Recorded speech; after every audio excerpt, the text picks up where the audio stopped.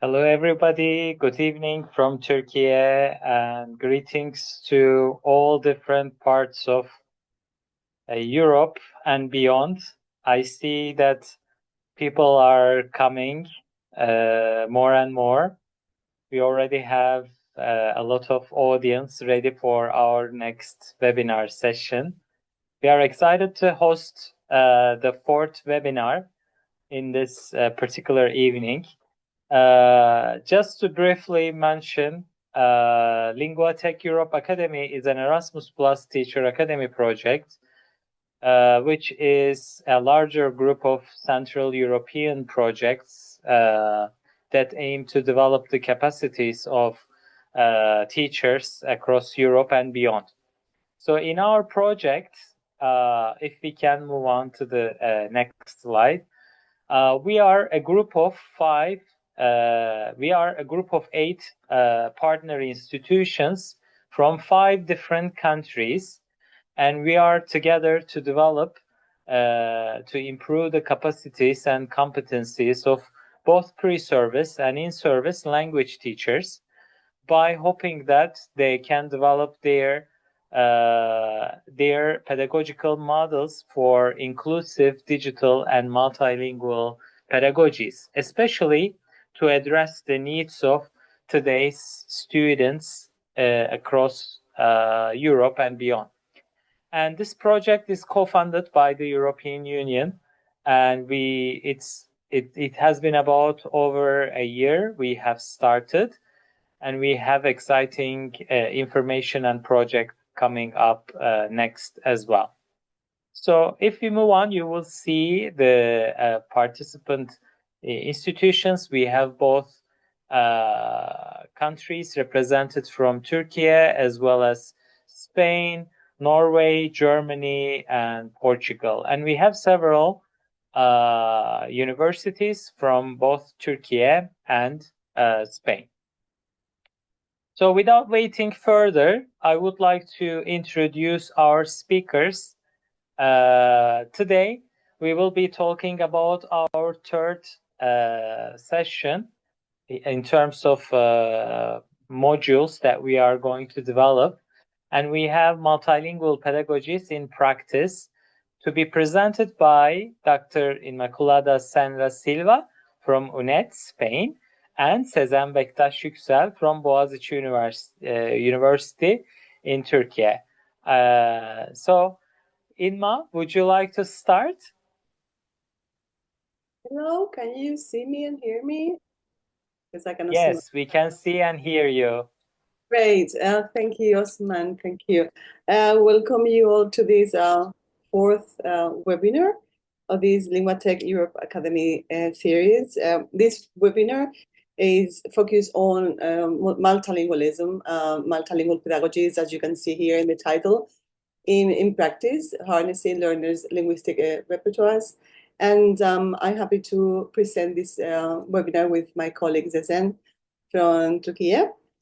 As the other modules in these webinars, okay, this one is divided into 4 main units. Each unit contains different subunits, and then there is a 5th one that we'll go through all of them in this webinar, and there is like a wrap-up module where you'll be able to reflect on and consolidate what you've been learning through the different units. Now I will hand over to my colleague Sezen so that she will introduce, provide an introduction, and then we'll start with the walkthrough to the different units. Thank you, Sezen. Hi everyone, let me share the sound and the video. Welcoming again everyone. So before introducing the module itself today, I'd like to ask to think about why multilingualism has become or has always been such an important topic in education and also in our project in this module. So just basically we can find the answer looking around any classroom in Europe today or even across the world.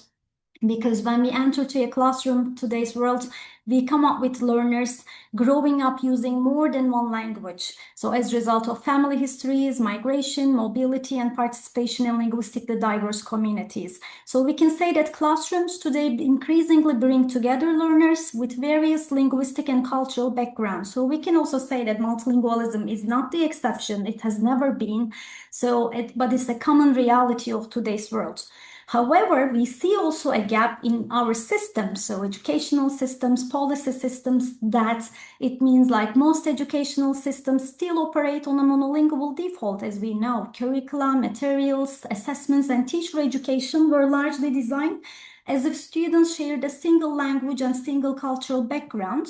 But the good news is here, because research is absolutely clear, when students' full linguistic repertoires are recognized and used, learning deepens, confidence rises, and belonging grows.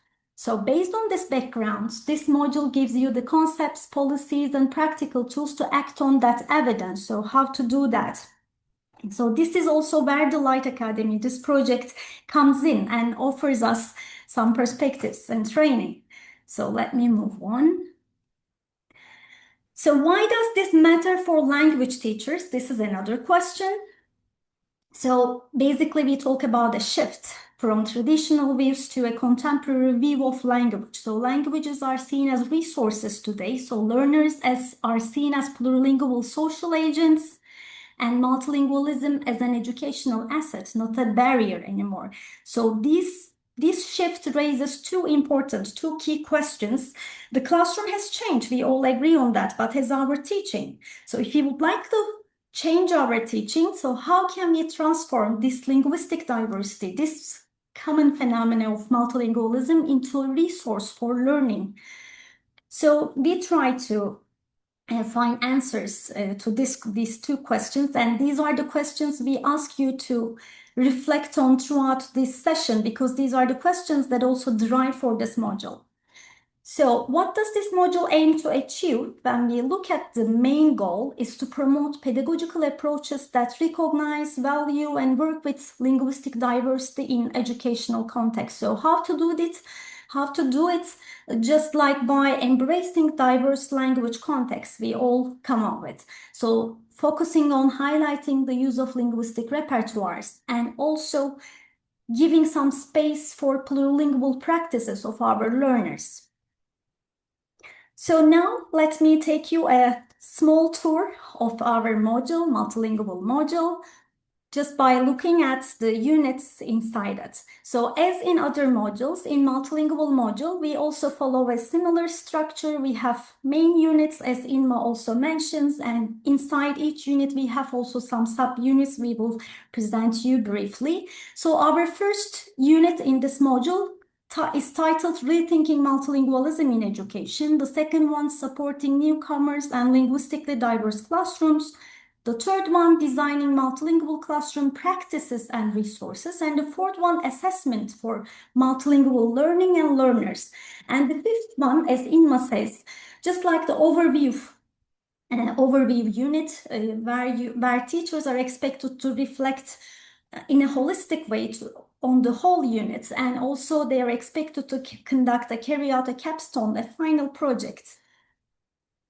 So here I would like to highlight a deliberate progression from conceptual foundations to classroom design and assessment practice when we look at the units within the module. So we see this across the units, we see this move, this shift from theory to practice, from reflection to action. So while the first units presents conceptual foundation, more theoretical notions and concepts, we move more practical applications, and even going beyond the application, just designing and creation, and also the assessment practice as well. So let me begin with the unit 1. This is titled Rethinking Multilingualism in Education. So we have one guiding question here. How do theory, policy, and multilingual identities come together to reshape what teachers see, value, and do in a linguistically diverse classroom? So around this main guiding question, we have a main goal to equip teachers with the conceptual, policy, and reflective tools to recognize multilingualism as a pedagogical asset. So within this unit, as I said, we have sub-units, three units here.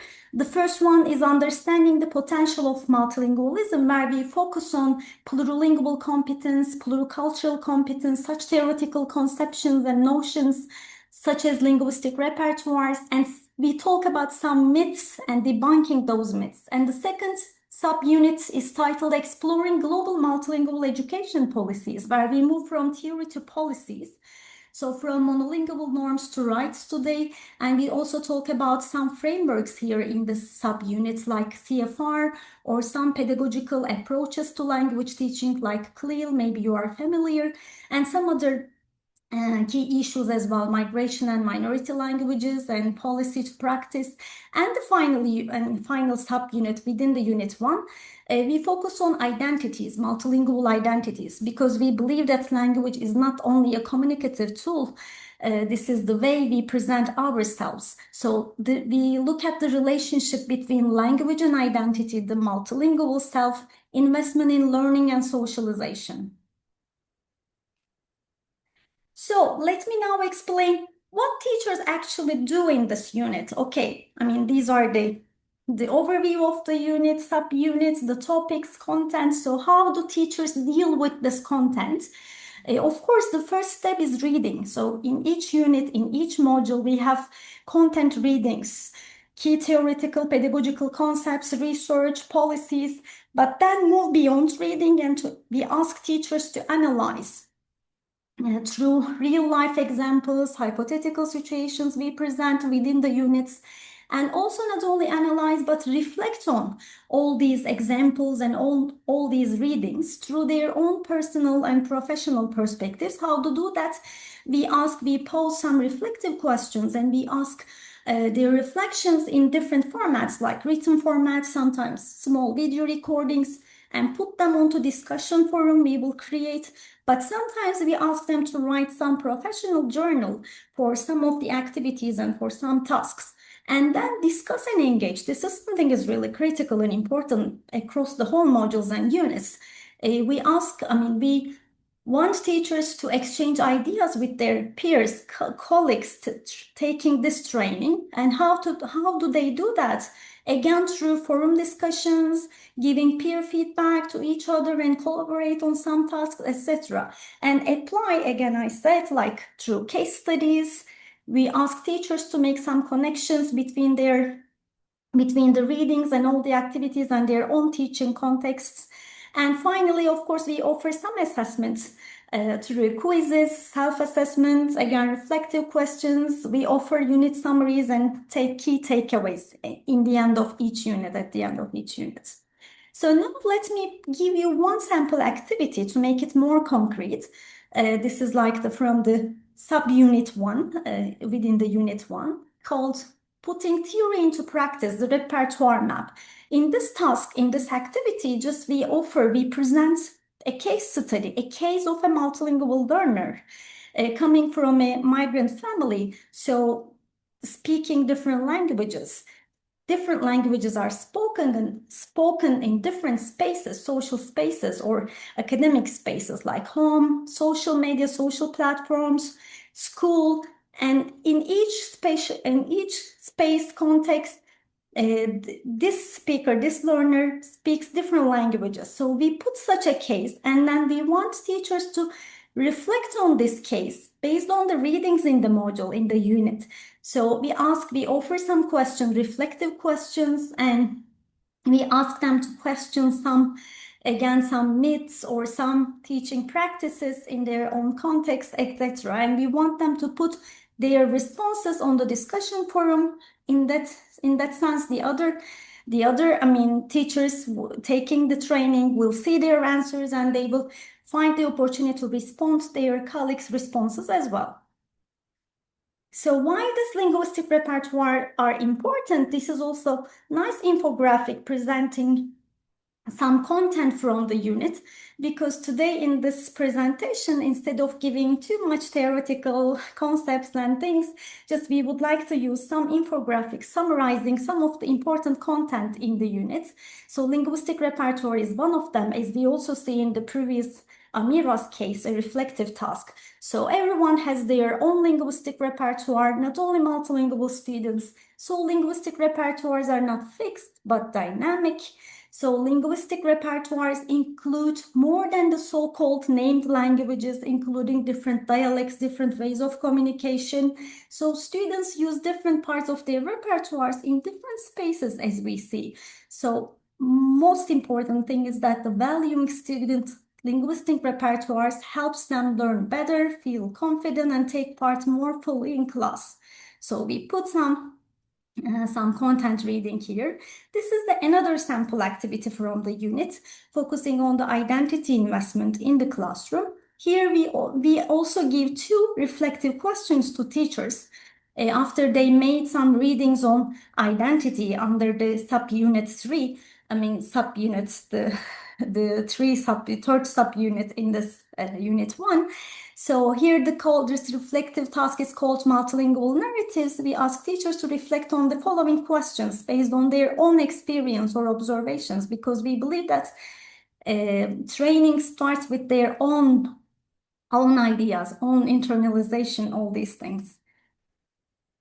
So why we want such a focus on identity? Because we believe that there is also a shift in conceptualizing identity. Identities are intertwined, a multilingual perspective today. So we know that identity is not fixed or singular. It's multiple, dynamic, and enacted through strategic use of an individual's entire repertoire, including linguistic repertoire, cultural and social repertoire.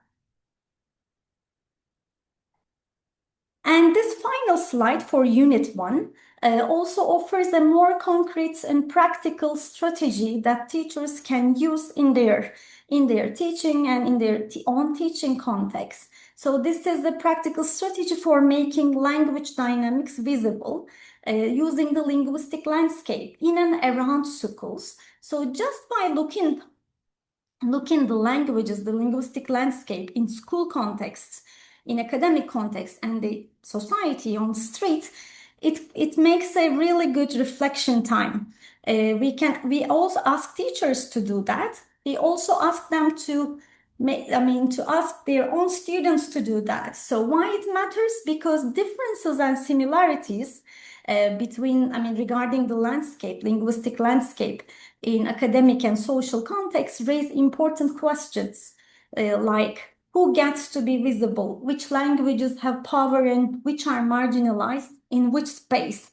So whose languages and stories are included or excluded?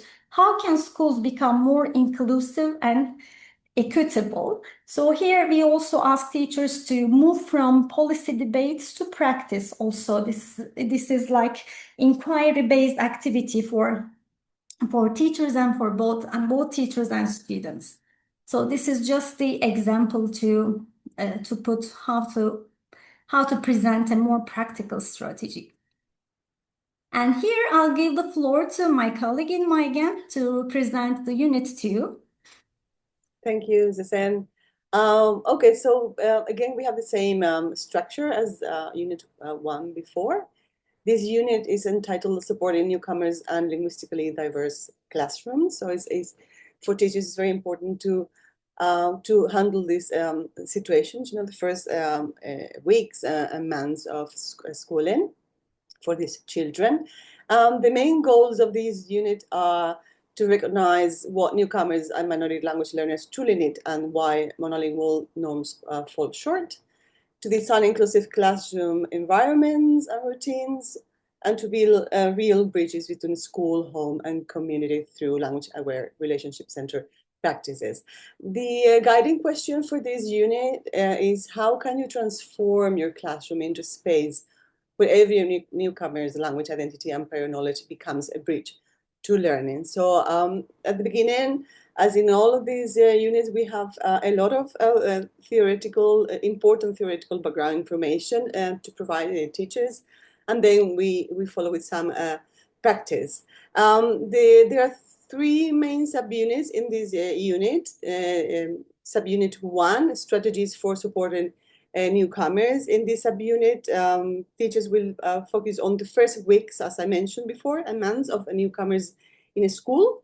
During this period, learners often face multiple challenges related to safety, participation, communication, and belonging. So we go through all this and then provide some exercises and practice for you. In subunit 2, creating inclusive spaces for all linguistic identities. We will examine how classroom environments, routines, and interaction patterns shape learners' sense of belonging. And then we will focus on the role of everyday classroom spaces, let's say walls, notice boards, seating arrangements, and so on. And then in subunit 3, building homeschool language bridges, we will explore ways to connect school learning with learners' home and community languages. If we can continue with the next slide. Yeah, as I mentioned, we've I think it was a good idea to design these infograms because as I mentioned before, all these units contain a lot of content that you should know before we go to the practice. And here we have why multilingual support matters in education, according to some authors like Ek, 2024. It has significance in several key areas that we have to know. As I mentioned before, safety, identity, cognitive support, and contrastive opportunities. Okay, so as for safety, arriving in a new country, for example, after trauma and disruption can be extremely challenging for students. So multilingual support helps students relax, feel safe, and reduce stress. It creates a sense of safety and belonging, and it also makes, of course, learning, they can learn quicker and in a better way. Then we have identity. Language and identity are linked. So using one's mother tongue allows students to express who they are and what they feel. So we have to support in this way, supports cultural continuity, self-expression, and inclusion of diverse experiences in teaching. Then we have cognitive support. The first language, or other well-known languages for students, is the language of thinking. So we also have to keep in mind, you know, the knowledge, the prior knowledge that these students bring with the first language, and the new learning in the new language. So we have to reflect on content in a familiar language, which helps connect prior knowledge with new learning, especially when we're talking about abstract concept. And this all brings, you know, like strong identity and self-esteem to the students. And then we have contrastive opportunities. We can reflect and communicate in the first language while learning new languages, because these open doors to comparisons of meaning, how concepts are categorized in different languages. For example, we can provide the word in English, for example, and then in another language, and then make comparisons between forms. So all these together benefit students, help them to learn better, to feel empowered and participate fully in school and society. Next slide, thank you. Now here we have another diagram with what teachers actually do in these units. I won't go deep into all of them because well, it would take a long time.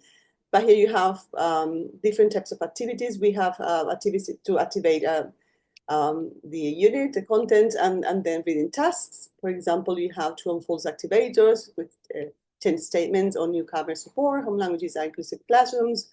We also have individual reflection on personal beliefs about multilingualism and newcomers. And then eventually we have beliefs revisited after, you know, going through the whole, the unit. Other types of assessment tools or tasks are, for example, content reading. You have reading on pedagogical translanguaging, and then you have inclusive classroom space plan, where you can describe current space, and then other activities like, you know, where you have to think of a way how to change your classroom to become more, in a way, diverse and include everybody. Thank you, Sezen. Next, thank you. Now, just one example task is this first month support plan, where you can, you have questions to consider before doing this. How will the student feel safe, welcome, and connected? And what you can do, actions and strategies. So you can have daily check-ins or predictable routines, and then you can check the progress, like student participates in class or not, if he or she interacts with peers, he or she shows reduced anxiety, And then you can think of what language and learning goals are prioritized in this month, and you have visual schedules, you can do many other things. So this is a way of, working with the classroom in the first month to see how you can help these newcomers. Next one, and this one. In this unit, we also talk about translanguaging in multilingual classroom, which is a concept that is quite important. And here we try to explain what it is using all of our language resources to make meaning learn and participate. We can have a message many languages. Students use the languages they know best to understand, express ideas, and support each other. Translanguaging is meaning making, so students draw on their full linguistic and semiotic repertoire, whereas you can allow them to use their words, gestures, images to think, solve problems, and learn together. So we don't have just one language of instruction that may be the language of society and schooling, so you allow them to use all the linguistic repertoires. There are some, sorry, okay, if you can go back first, thank you. So the key principles here. So all languages are resources. No language is left at the door. Every language has value and a purpose in learning. So we should be able to allow these students to, as I mentioned before, to use the linguistic repertoires, the mother tongue of the language they know well. Thank you, Sezen. And then we have another task, which is designing an inclusive classroom space for multilingual learners. Here you have a picture of one example or many examples. And then you are asked to choose one concrete area of your classroom, let's say a wall, a corner, a notice board, whatever, and design how you could transform it into a more linguistically inclusive space. Thank you. It's your turn. Yes, hi again. So now we will continue with Unit 3, the overview of the unit, again in the same format. So this unit is titled Designing Multilingual Classroom Practices and Resources. It's exactly where teachers start creation and designing. So our guiding question behind this unit is, how can you deliberately design tasks, materials, and digital spaces that turn your students' full linguistic repertoires into engines of learning? So here we will talk more about practical ways of doing it. So the subunits 3, again, we have 3 subunits in this unit 3, and all our subunits are evolved around the main goals of this unit. So the first one, pedagogical strategies for meaning making. Here we will again talk about at the beginning, to talk about some theoretical concepts and pedagogical approaches like translanguaging, scaffolding, mediation, cross-cultural communication, and task design. So they are all the pedagogical strategies we believe that teachers will benefit in their own teaching context. And the second subunit is titled Developing Culturally and Linguistically Responsive Materials. So here we deal with more the materials, teaching materials. And we will talk about linguistic biographies, curriculum adaptation, adapt the existing curriculum based on the readings and all these new ideas. And like bias reflection, we will maybe read some case studies, bias case studies, and to reflect on them. And the other subunit, the final subunit, digital tools for multilingual learning. Here we will talk about technology-based resources like apps and platforms. So here we present examples as well. So critical evaluation criteria, that's really important, because not only knowing the apps and social media or platforms, but also knowing how to use them critically is a really important question, we believe. So we focus on critical evaluation criteria for all these digital tools. So let me move. Yes, so here, as we said, translanguaging, that this infographic beautifully covers what we mean, because translanguaging is one of the most important pedagogical strategies for meaning making, but also it's often misunderstood. So it's really important to understand what is translanguaging and what it is not.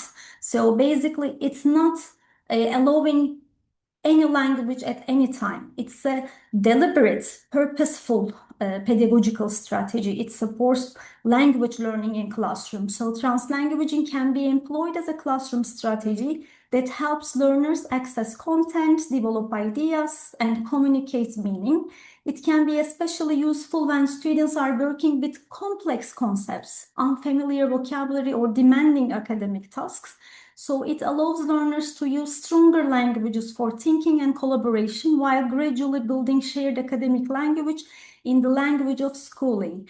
So both in practice, and we present some examples of translanguaging in the classroom. I can let you just have a look on it and try to understand on your own pace.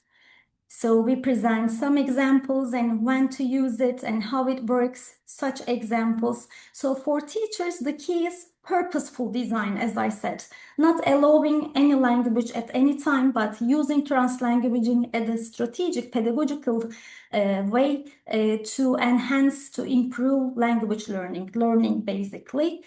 So yes, it's not allowing any language at any time, but designing purposeful moments where multilingual resources support learning. And here I'm not sure you are able to see those pictures because I cannot.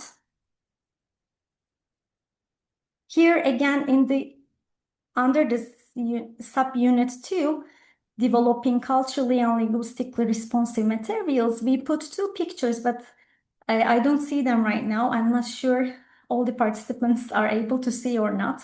Maybe the internet connection or not, because we use the online presentation mode anyway. So one of the strategies, one of the materials, multilingual brainstorming, and the other one is the visual glossaries. Multilingual brainstorming, the teacher invites all the students to the board and she puts some different language corners, and students are allowed to use any language for this brainstorming activity. So if they have a concept in their home language or in their first language, third language, so they can put just all these words into the right language boxes. So it creates a very multilingual and colorful, diverse picture on the board. And visual glossaries, again, is something like that to prepare some corners in classrooms to put different linguistic inputs from the students' linguistic backgrounds into the classroom.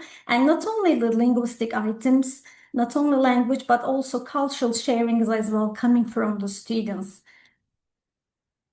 And digital tools for multilingual learning. I'm not sure that you are.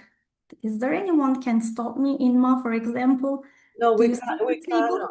No, we cannot see it. But why this happens? It happens. So let me make it like that. Still, I'm not able to see.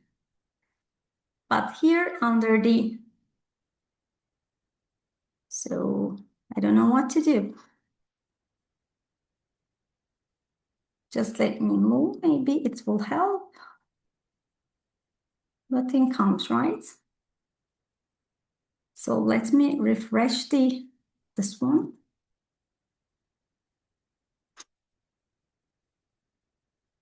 Sorry for this technical digital issue that in which slide.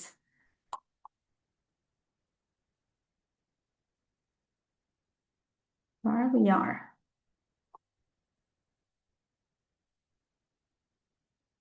Okay, this one.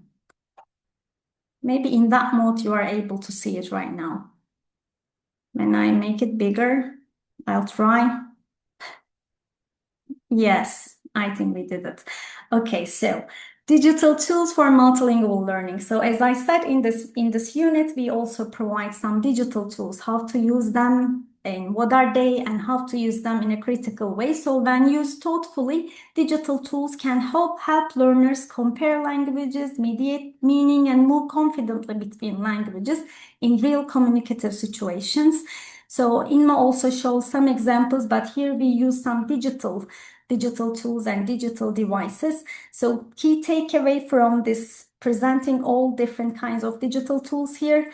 Yes, they empower learners to bridge languages, build understanding, and communicate with confidence. So we can use digital tools for different purposes as a teacher, for different pedagogical purposes. And for example, subtitling. here is given as an example, subtitling as a path to plurilingual and intercultural learning. Because use multiple languages, it enables make cultural choices, adapt meaning for audiences, for peers, for academic context, for general audience. In this unit, you will find really good examples of subtitling used as a pedagogical strategy and pedagogical tool. And also, we present under the same subunits different categories of digital tools for multilingual learning. As we said, like some of them are used for language learning, some of them are translation, lexical support, or multimedia content creation tools, communication and collaboration tools, and now it's very, common AI-enhanced tools. So how do we use all of them for multilingual learning? How can we use them?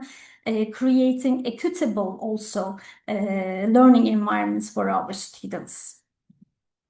So yes, what teachers actually do in this unit. So far, I have talked about just the content of the module, some activities. But again, here, as we said in the beginning, we have some activating and reading tasks, again, practical and reflective tasks, and some self-assessment and forum discussions as well. For example, content reading and some other content reading, but sometimes through post questions in the beginning of the unit as an activating phase, like you will read some statements on multilingual teaching strategies, materials, and digital tools. In the end of the unit, you will read the same sentences again. Maybe you will find the opportunity to compare. And yes, we have reflective prompts, again, reflective questions throughout the unit. Some reflective analysis of different task examples as we present multilingual brainstorming, visual glossaries, family explanation, apology task, and a lesson adaptation task. This is like a very detailed, including 5 steps, choosing one of your lessons, identify the absences, make 2 adaptations, and write a journal reflection about that. And again, for all forum posts and forum and platform sharings will continue in this unit as well for teachers.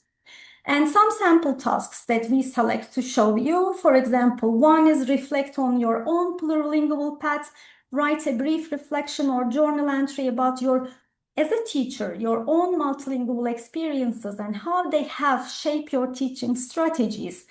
Another activity, the activity B, the sample activity, get to know your students. Have students create their own linguistic biography, documenting their languages, how they learned them, significant intercultural encounters in the context.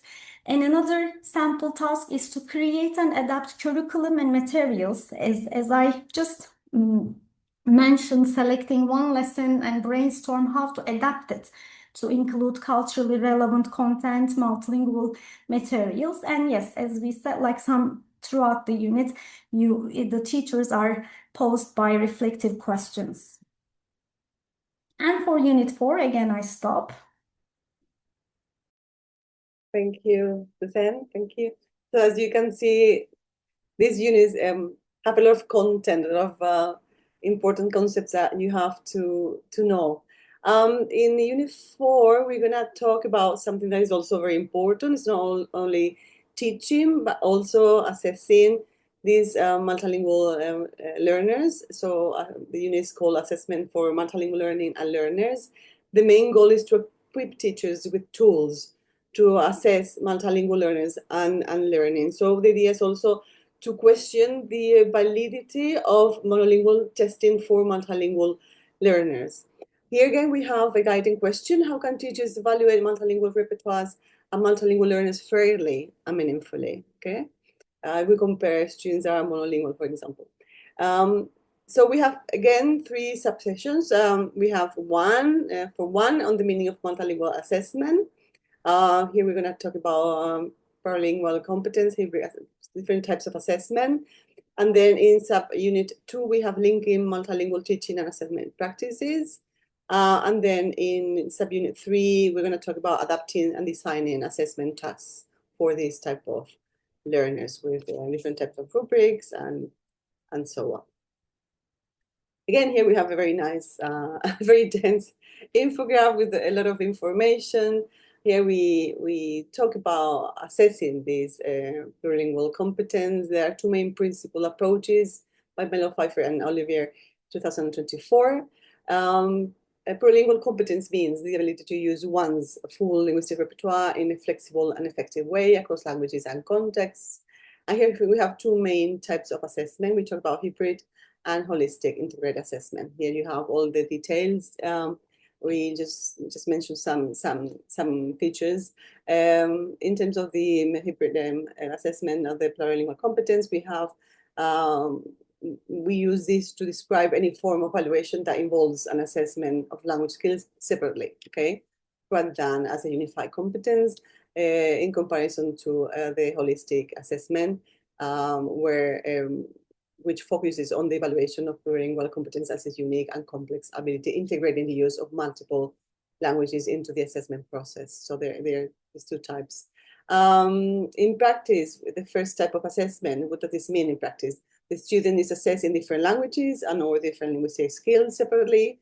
And here you have an example. In practice, you have language 1 for reading, testing reading, language 2 for writing, language 3 for listening, and so on. And you have some also bibliography there where you can learn more about this. The main features are, it focuses on several languages, as we mentioned before, or skills. It provides detailed information per language or skill. It's useful for profiles, levels, and tracking specific progress, and does not capture the integration of language or languages in use. And then we have the holistic assessment. In practice, this means that the plurilingual competence is seen as a whole, holistic, and is evaluated as such, meaning that the students assess in different languages and or linguistic skills concomitantly. Okay? And we have some examples here as well. And in order to know more, we have a link there as well. The main features, it focuses on the integrated use of languages and skills. It reflects real-life multilingual communication, provides a holistic picture of the learner's repertoire. Okay, so these are the two main types of assessment that we mentioned. And then, again, talking about multilingual assessment in a multilingual classroom, here we have to recognize and value the students, as mentioned before, the linguistic resources. We have to support learning across different languages and measure what students know and can do in different languages. So who are we assessing? Students bring diverse languages, cultures, and experiences. So this testing assessment starts with knowing and valuing their linguistic repertoires. If we don't know our students well, we cannot test them properly, okay? What do we assess? The content, understanding, the language in use, the communication skills, critical thinking, learning strategies, and growth. How do we assess? So we have to use here different multiple methods and modes, and we have to allow students to draw on their languages, not only on the language of instruction, the main language in the classroom, but in all the linguistic repertoires. And we have to use tasks that are meaningful and culturally responsive and provide scaffolds and support. How do we interpret? We have to look at learning across languages. We have to focus on progress, not just comparing to monolingual norms. And we have to consider context, opportunities, and experiences. And then how do we use the results? We provide meaningful feedback. That's very important. We support language development and content learning, and we empower students and families. So here you have more information in the infograph so that you can have a look later to all these examples in the classroom. For example, we can ask students to respond in any language. We can use bilingual glossaries. We have visual support as well. We can allow translanguaging in group work. We can use projects, presentation, other types of tasks. And then we can talk with students about their learning in their preferred language. So we allow the students to express, themselves, to express how they feel answering, speaking in other languages. Thank you, Sezen. Next one. And here we have more guiding principles for multilingual inclusive rubrics for assessing this type of students. Assessment should be fair, inclusive, and empowering for all learners, not only monolingual learners. We have to recognize their languages, as we mentioned before, their cultures and ways of knowing. And here we have some examples. We have language is not, or key points. Language is not equal to intelligence. students may understand complex ideas even if they cannot express them fully in the school language. Another key point, we have to focus on meaning first and accuracy second. Communication, reasoning, and creativity come before grammatical precision. Another point is that we have to value the full linguistic repertoire, again, using translanguaging and other ideas. And then we have to assess progress and not just product, okay? So it's like a plant that is growing over time. So growth over time matters more than native-like performance. Thank you, Sezen. Now, here we have another infograph where we present some digital tools for assessing plurilingual learners. There are many types of, there are many possibilities. Digital tools can make multilingual assessment more inclusive, more holistic, and meaningful. So it's important to know these tools so that you are able to, you have a variety of tools to help you with this. So for example, we have digital portfolios and LMS.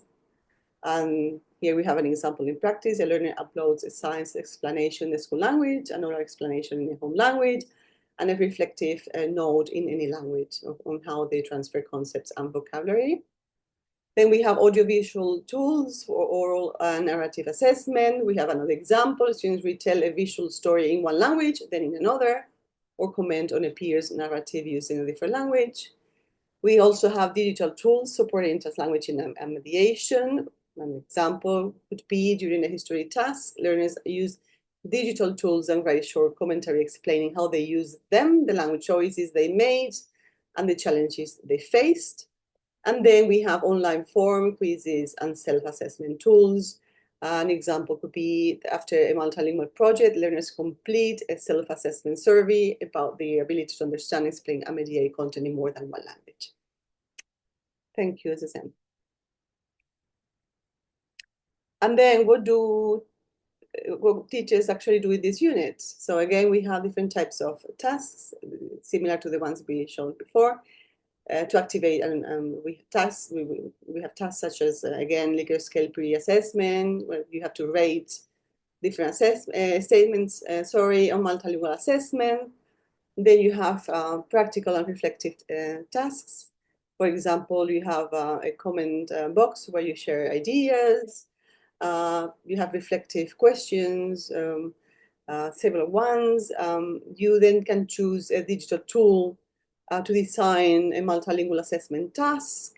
And then for self-assessment, you have forum discussion where you share your response and read other peers' ideas and perspectives. So that's for Unit 4. Now we finished with Unit 5. As we mentioned before, this Unit 5 consolidates the key conceptual and pedagogical shifts developed through the multilingual module. It supports you in integrating theory, policy, classroom practice, and assessment into a coherent professional stance. So here you have, in this graph, you have what we've been doing the previous units. So again, Unit 1 was rethinking multilingualism in education. Unit 2, supporting newcomers and linguistically diverse classrooms. Unit 3, designing multilingual classroom practices. And Unit 4, assessment for multilingual learning and learners. Here in this module, you can find a video summary of the units, and then you connect all the units we've seen before, and then you have some custom projects that you have different options. You have actually 4 A, B, C, and D projects that you can choose from. You have option A, multilingual classroom audit and redesign. So you have to conduct like a small multilingual audit of your classroom and redesign something, one aspect, to better align with multilingual principles and things you've learned through the module. Option B, you have multilingual learning in sequence. So you design like a mini unit. You activate the learner's multilingual repertoires. You have to include at least one translanguaging or mediation moment, and you have to integrate multilingual assessment. In option C, policy to practice translation project, you have to select one multilingual policy principle, and then you apply it into concrete classroom practice. And option D, you have multilingual assessment innovation project, where you redesign an existing monolingual assessment to ensure its validity for multilingual learners. And this is it. I think we finished with our presentation. I think it's now time for feedback and questions. If you have any, the floor is yours. Questions, so you're invited to share your thoughts or you ask questions. Thank you very much. Well, thank you, Inma, and thank you for everyone for participating in this webinar and listening to us. We know that some parts are really loaded and looked like so compact, but it's not in the module itself. So, I mean, we can just make a small warning that, I mean, just to put everything in limited time, we would like to present such loaded infographics and slides, etc. But in the real training modules, you will have your own time on your own pace to follow all this content. So basically here, we want to give the floor to you, to our participants, mostly the teachers, the candidates for training modules. So we just prepared 2 reflective questions, but we are open to all your questions and comments. So the first one, I would like to say, how would you describe the linguistic diversity in your classroom right now? And how visible is it in your teaching practices, teaching assessment materials, classroom environment, and your routines? So just we would like to hear about your own contexts and what you have. And also, in what ways does recognizing students' multilingual repertoire as much as possible so influence their engagement and academic learning? This is the second reflection question. So we have just like sub-questions. How can digital technologies support or potentially constrain the recognition and use of students' multilingual repertoires? How do students' multilingual resources interact with digital tools? We also hear about the digital aspect of your own context. So just keep in mind these 2 reflective questions, and the Q&A chat box is open for your comments and for your questions. Thank you. I think we have some questions in the chat. Nasrim Bal, I think it is asking us, how can we promote multilingualism in the classroom while assessment practices still largely reflect monolingual expectations? That's a very good question. I don't know if there's anyone wants to mention to try and answer. We can. Sure, let me check the question. I could not find it, Inma. So where's the webinar chat? It's not in the webinar chat, right? It is in the chat, no? Oh, I've seen some, and in the Q&A. There is a Q&A as well. Okay, yeah. So yeah. Okay, so how can we promote multilingualism in classroom while assessment practice is still largely? Yeah, we know this fact. This is the gap actually we try to address throughout the presentation as well. So it's not easy at all, but I mean, there is a way to do it. So in the module, particularly in the sub-unit of the assessment part, we offer some ways of doing it in the classroom. So yeah, it's not an easy job at all, but there are some ways to do it. We are, I mean, aware of the limits, like the systemic, the policy limits, school policies, assessment policies at school. But yeah, maybe among us also there are people, there are teachers trying to such alternative ways as well. So we would like to hear also from them, and then we can talk about this question again more. Let us check the other comments and questions as well.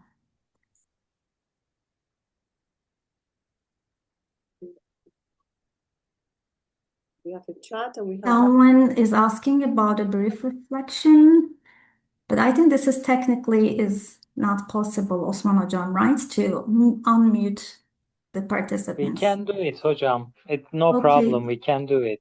Okay, so Saber Haimet wants to give a brief reflection. So if we are able, maybe we can do it.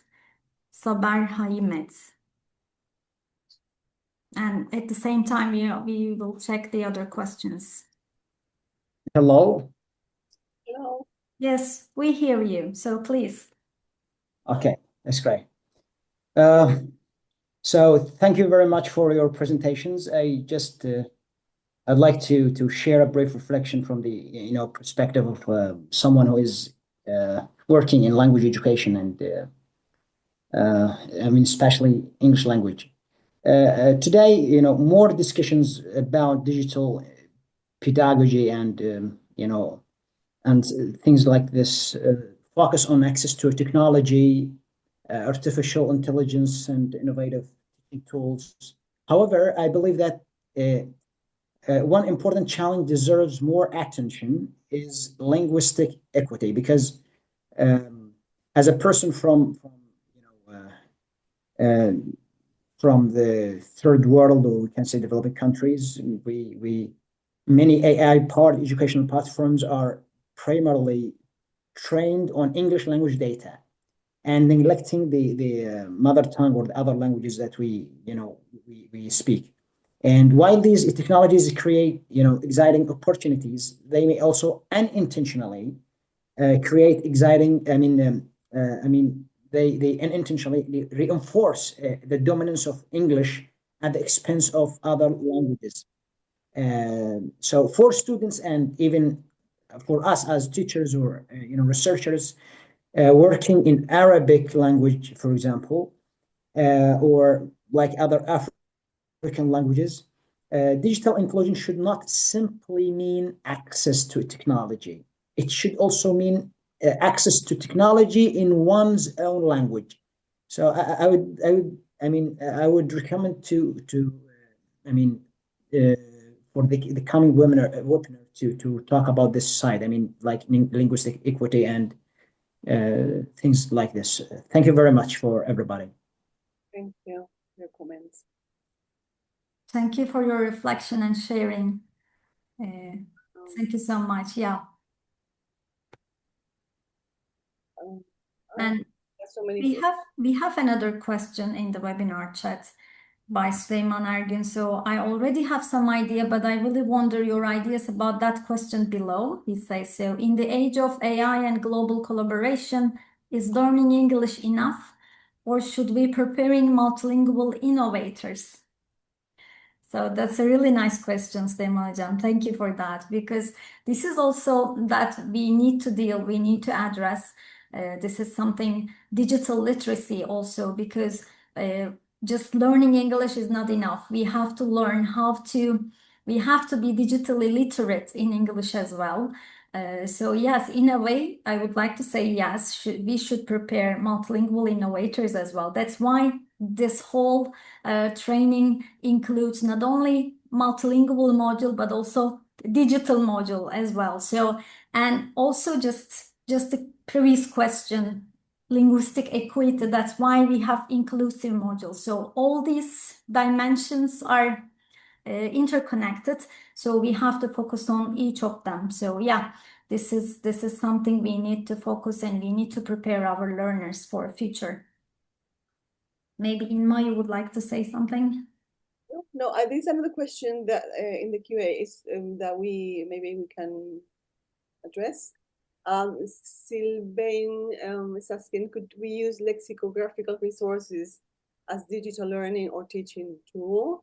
I would say yes, both in monolingual and multilingual classrooms. I don't know if anyone has any experience on using, I don't know, dictionaries, for example, in a multilingual classroom. Of course, it's easy to mention any possible activities with monolingual students, but I don't know if anyone has any experience with that. I don't know, I could think of,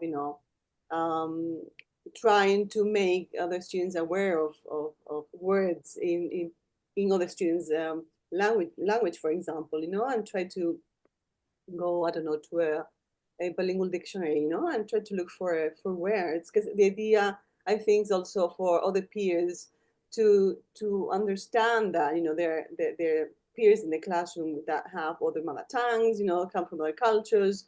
So it's a way of making them aware of these facts, So I think it's a good way to help them, and it can be a digital online dictionary as well, So I think it could be a good way to to make them aware of this multicultural feature of the classroom. So, but I don't know if anyone has any experience with the lexicographical resources as the digital learning or teaching tools that we'd like to mention. So at this point, maybe I can also highlight another comment in the webinar chat. Sorry, it's also someone with the hand up, but I cannot see. I don't know. Really? I'm not able to see it right now. The Q&A I have, but I will check later. So first the webinar chat comment. So Brandon Gear says, my students are widely diverse and present many different symptoms. I like the way you use that. Translanguaging has helped, specifically using language to make the bridge between their understanding in their L1 to developing their ideas in the L2s. Has anyone found that video games have allowed their students to bridge the languages?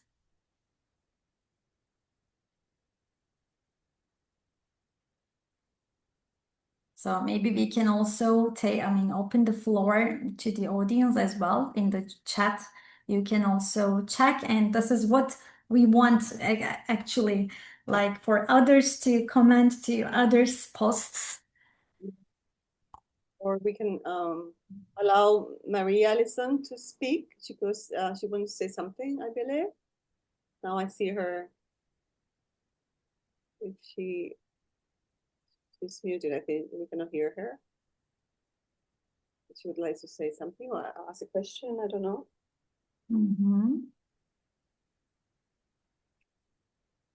So Marta Daniel Whenever she's wrote, I believe that all languages are important and relevant. English language can easily work as a bridge between languages and cultures, bringing people together. Sorry, I can't write in the chat. So is there a problem?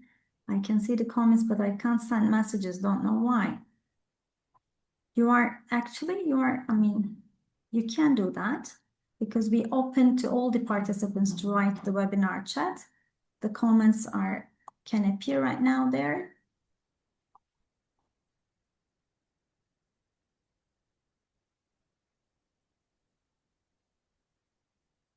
No questions, but there are some messages in the chat. Sylvain has reflected on some topics. She's written a long reflection here.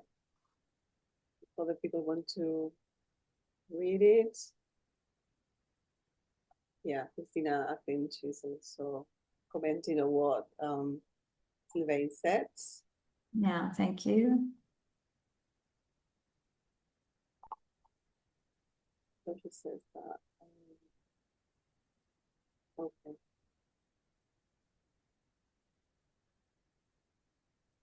Can you see my full name? Yes. But I don't know how to pronounce it, but I will see your name.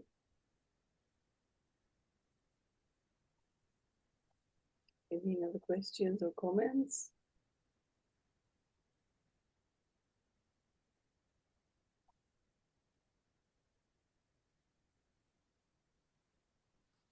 Okay, Marta Daniel is now. You can write.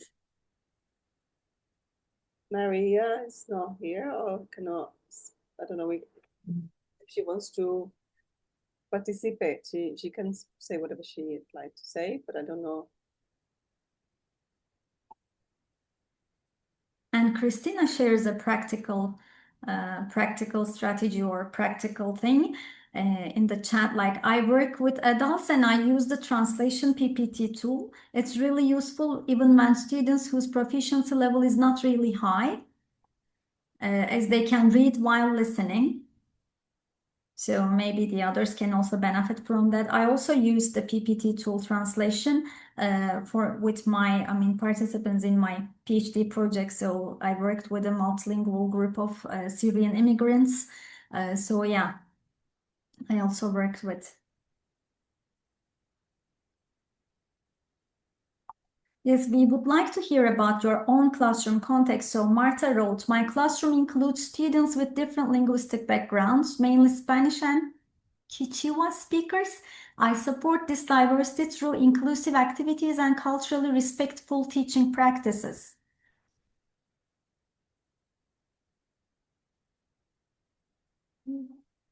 Yes, Osman Hocam. We also agree that students feel very valued when their multilingual repertoires are recognized, can be quite motivating for their academic development. And actually, really, I mean, multilingualism is much more common in real classrooms than we maybe expect. The teachers know much better than us, but in a project, we went to a school in Istanbul, just a state school, a secondary school, I mean, young learners, young students. We did not expect to see that much immigrant students in one classroom, but students make us surprised, and there were really diversity regarding their home languages and also the way they want to use English, because everybody can speak Turkish. We offer them Turkish for our group discussions as a possible language, but they say, let's do it in English to include all our friends as well in an equitable way. So yeah, and there are new comments, I guess. There are new comments, yeah. Yeah. Brendan says it's so important, especially with the students who underwent trauma, migrant students, to be, of course, to feel that, that I guess their languages and their cultures are taken into consideration. And also, she mentions students within the LGBT plus students, to help them, to go hand in hand with them to reduce mental overload. Yeah, of course, every child, every teenager, every student has their own, history behind their back. So it's really important, I think, to get to know each student, first, and then try to help them, regardless of whether it is they are coming from abroad or they underwent trauma. So that's the first thing that any teacher should do, to get to know their students and then try to help them in any possible way. So there are students with mental problems as well, so try to help them. She says, personally, my learners have so much on their mind that such language has become a sort of self-regulation tool. Yeah, that's very interesting. Yeah, Christina says, I try to learn at least how to say hello, good morning, and thank you in the other students' language. People really appreciate that, and it is not so obvious in training how it helps to connect with students. I think little details, small details like this one, may make them feel more comfortable, like take into consideration, being part of the classroom. So that's very important. And then Brenton says, I'm thinking a lot about rural schools, specifically here in France. It's basically a dead zone where having such languaging is actually more present, especially in zones with Repertoires or regional languages. Are there any reading sources on digital tools for such languaging in these areas? Right now, I wouldn't be able to say if there are, there's any publication, article, or research on this. I don't know if any other person knows any. Yeah, me neither, but let us check. We take all these notes, and if you come up with something, and I'm sure there are, but we will share with you. Yeah. And I agree with Christina, even just a small hello or a good morning or a thank you in their own languages makes a big difference. And Marta wrote, in my perspective, recognizing students' multilingual repertoires improves engagement and learning. Digital tools can support this by providing multilingual resources and opportunities for communication. Because this is what we try to connect all these aspects like multilingualism and the digitalization in education and communication. So yeah, we would like to see this connection in your own experiences as well. So thank you for sharing, Martha.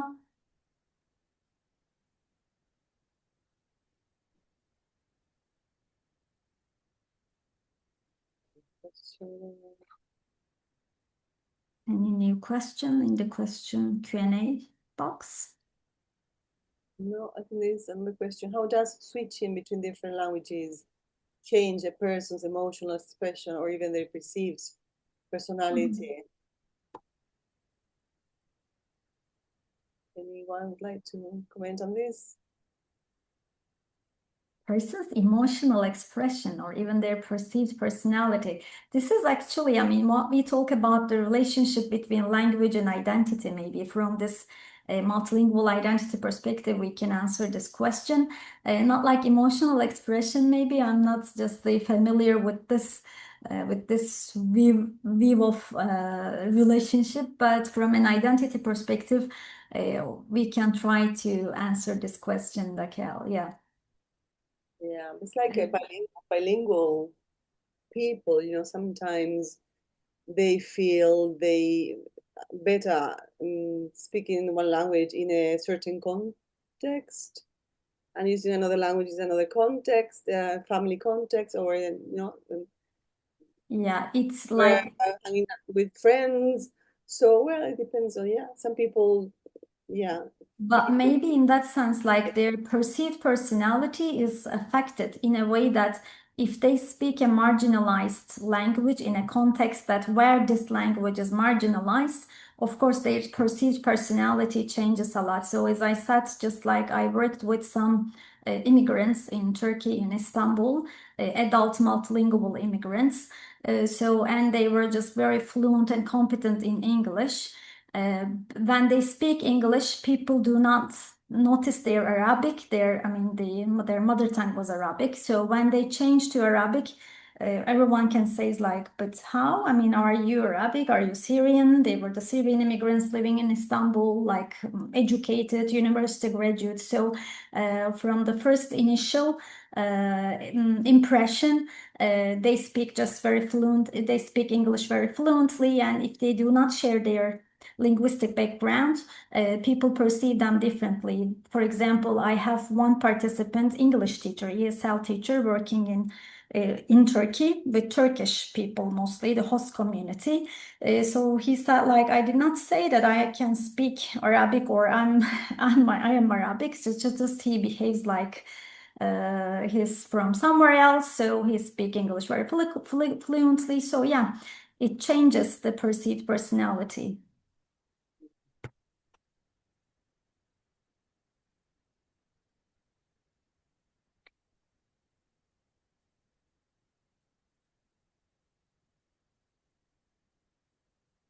Question, comment?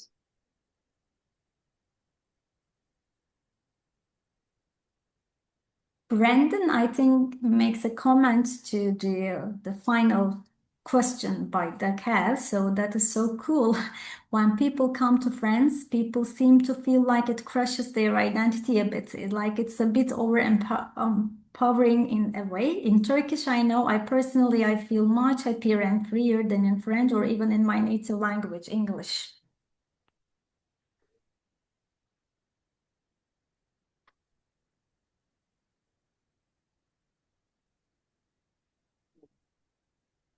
Okay, I think it's time to wrap Very up. interesting sharing, Brandon. So just I still read and yeah, thank you. Thank you, everybody, for sharing your thoughts and your ideas. It's been really interesting. Thank you, Brendan. Yeah, so thank you very much. I think we are sure that you have a lot of experiences being teachers in multilingual classrooms. We just, wanted to make you aware of the fact, you know, that there are things that are quite important to take into consideration in the classroom, or little things that you can do to help these students, you know, to feel more at ease, comfortable, safer in a way. Just having like a corner in the classroom, you know, where you can share different words, vocabulary from their languages, things like that, you know, and make the other students be aware of the fact that there are peers that speak other languages that come from other cultures, other countries, you know.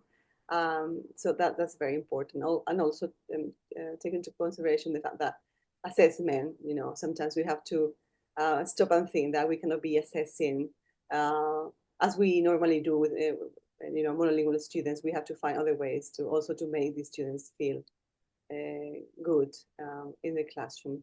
I think, Sezen, we have other 2 or 3 more slides to share before we finish.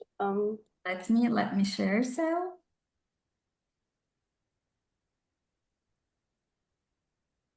Yes, these are the webinars, so please follow the LiTE Academy project on our social platforms and also through our websites, the LiTE Academy, we shared on the chat box as well. So these were the previous webinars, and there are upcoming ones. So thank you for all of you for coming here tonight and to listening to us. And we would like to see such reflective teachers in the training itself. It will come in upcoming months. So we are so excited to see such a group. So thank you very much for all your comments, your questions, and yes, and there is another webinar, just like targeting the PhD students. Yeah, this is all from us today. So try to wrap up, just I can stop sharing again. Just to see some hearts. Thank you so much. Thank you, and thank you, everybody. So take care. I hope to see you in the next webinar. Thank you. Thank you, dear speakers, for your wonderful presentation, and thank you everyone for your interaction and comments. We look forward to see you in the next webinars. Take care, everyone, and have a good night.